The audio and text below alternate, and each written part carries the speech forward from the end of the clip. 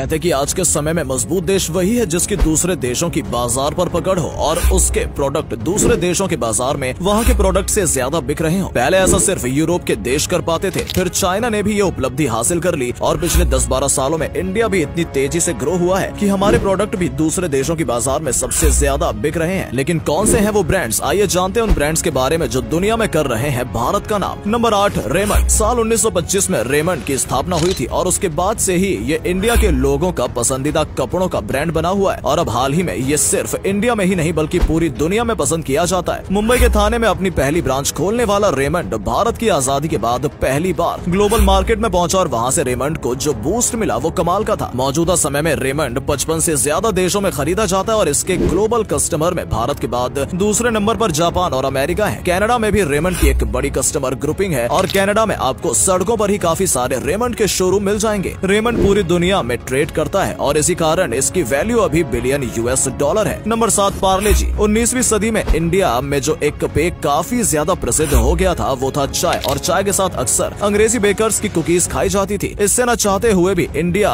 का पैसा ब्रिटेन जा रहा था जिसका सोल्यूशन निकाला मोहनलाल दयाल नाम के व्यक्ति ने, जिसने इंडिया में ही ब्रिटिश कुकीज जैसे बिस्किट बनाने शुरू कर दिए जो कि भारतीय लोग चाय के साथ खा सकते थे। ये बिस्किट काफी सस्ते होते थे और खास तौर पर इंडियंस के लिए बनाए जाते थे। धीरे धीरे ये इतने फेमस हो गए कि बिस्किट का मतलब ही पार्ले जी बन गया। आज के समय में पार्ले जी सिर्फ इंडिया में ही नहीं बल्कि पूरी दुनिया में काफी ज्यादा पसंद किया जाता है। आप अफ्रीकी देशों और ऑस्ट्रेलियाई देशों में पार्ले जी के पोस्टर्स देख सकते हैं और इन पोस्टर्स में आपको शक्तिमान भी नजर आ जाएगा जो कि पार्ले जी का ब्रांड एम्बेसडर हुआ करता था। पार्ले जी की सेल्स का एक बड़ा हिस्सा ग्लोबल मार्केट से आता है और ये प्रतिशत धीरे धीरे बढ़ ही रहा है। Number 6, MDH। मसालों के लिए भारत पूरी दुनिया में फेमस रहा है और मसालों के लिए ही अंग्रेज भारत पर कब्जा करने चले आए थे। लेकिन अब भारत के ये मसाले दुनिया भर की रसोइयों में कब्जा कर रहे हैं और इन्हें वहाँ पहुँचाने का जिम्मा लिया है MDH ने। MDH यानी कि महाशय दी हट्टी नाम का ये मसाला ब्रांड भारत में तो काफी प्रसिद्ध है ही, लेकिन इसकी सेल भारत के बाहर भी काफी ज्यादा होती है। आज के समय MDH की वैल्यू बिलियन $। की है और इसे यूरोप और अमेरिका के अलग अलग देशों में सबसे ज्यादा सेल्स मिलती है। कनाडा में तो ये इतना प्रसिद्ध है जैसे ये वहीं का प्रोडक्ट हो। MDH के 150 से ज्यादा प्रोडक्ट हैं जो कि इन देशों में खरीदे जाते हैं, जिसमें सबसे ज्यादा प्रसिद्ध है MDH का मीट मसाला और साबुत गर्म मसाला। नंबर 5, हल्दीराम। हल्दीराम ने वो कर दिखाया जो कि कोई सोच भी नहीं सकता था। एक टाइम था जब भारत में केवल बाहरी स्नैक्स का ही जलवा था और हम लोग भारतीय स्नैक्स जैसे नमकीन और पापड़ को पीछे छोड़ते जा रहे थे। ऐसे में हल्दीराम कंपनी ने अपने ऐसे प्रोडक्ट्स बनाए जिसकी क्वालिटी हाई लेवल की थी और जो कि स्वाद में भी बेहतरीन थे और वो इतने सस्ते थे कि गरीब से गरीब इंसान उनका पैकेट खरीद सके। इसी लाइन पर हल्दीराम की ग्रोथ शुरू हुई और हल्दीराम जल्दी इंडिया की सबसे बड़ी स्नैक कंपनी बन गई। लेकिन हल्दीराम की ग्रोथ यही नहीं रुकी, उन्होंने अपने आप को ग्लोबल बनाया ताकि सप्लाई और प्रोडक्शन में दिक्कत ना हो, इसलिए उन्होंने फ्रेंच ब्रेकर्स ब्रियोची डोरी से भी हाथ मिला लिया। आपकी जानकारी के लिए बता दें कि ये दुनिया की दूसरी सबसे बड़ी बेकरी की चेन है। आज के समय में हल्दीराम एक ग्लोबल ब्रांड है और इसे सबसे ज्यादा अमेरिका में खरीदा जाता है। वहाँ हल्दीराम के रेस्टोरेंट भी खुल गए हैं और हल्दीराम की नमकीन को विदेशी लोग काफी पसंद कर रहे हैं। इन्हीं सब के कारण हल्दीराम मौजूदा समय में बिलियन $। की कंपनी है। Number 4, Airtel. एयरटेल का पूरा नाम भारतीय एयरटेल लिमिटेड है। आपको याद होगा जियो के आने से पहले एयरटेल भारतीय लोगों की पहली पसंद हुआ करता था। जियो के आने के बाद मार्केट डाउन हुआ और जियो नंबर 1 पर आ गया, लेकिन एयरटेल अभी भी नंबर 2 पर है। इंडिया में एयरटेल नंबर 2 पर है लेकिन पूरी दुनिया में ये नंबर 4 पर है। पूरी दुनिया में एयरटेल के 50 करोड़ से ज्यादा उपभोक्ता मौजूद हैं और ये सिर्फ इंडिया में ही नहीं बल्कि 18 और देशों में यूज किया जाता है। भारत में नंबर 1 पर मौजूद जियो 100 से अधिक देशों में मौजूद है, लेकिन वो अभी भी एयरटेल जितने बड़े कस्टमर बेस को नहीं उठा पाया है। एयरटेल की टोटल कमाई की बात करें तो इसकी वैल्यू $52 बिलियन